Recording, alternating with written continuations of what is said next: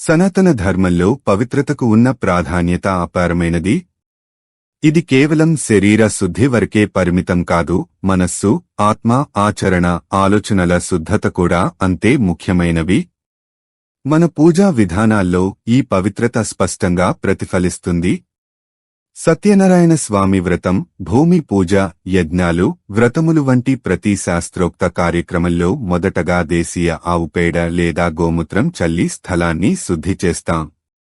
ఇది ఒక సంప్రదాయం మాత్రమే కాదు, శాస్త్రోక్తమైన పవిత్రతకు ప్రతీక. గోమూత్రం పరమం పవిత్రం, సర్వరోగ నివారణం.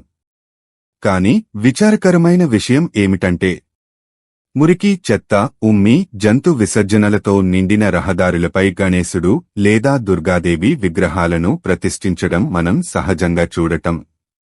మనం అక్కడ కూర్చోవడానికి కూడా ఇష్టపడని ప్రదేశం దేవతలకు ఎలా పవిత్రంగా ఉంటుంది? ఇలాంటి ఆచరణ ధర్మానికి విరుద్ధం, పవిత్రతకు అవమానం.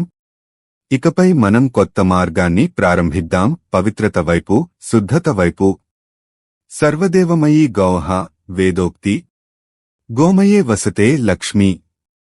గణేశుడు లేదా దుర్గాదేవి విగ్రహాలను ప్రతిష్ఠించే ముందు ఆ స్థలాన్ని దేశీయ గోమయము మరియు గోమూత్రంతో శుద్ధి చేయండి. ఇది శాస్త్రోక్తం, సంప్రదాయబద్ధం మరియు ఆధ్యాత్మికంగా పవిత్రతను కలిగించేది. పవిత్రతను కాపాడండి, ధర్మాన్ని గౌరవించండి, భారతీయ దేశీయ గోవును రక్షించండి. జై గోమాతా.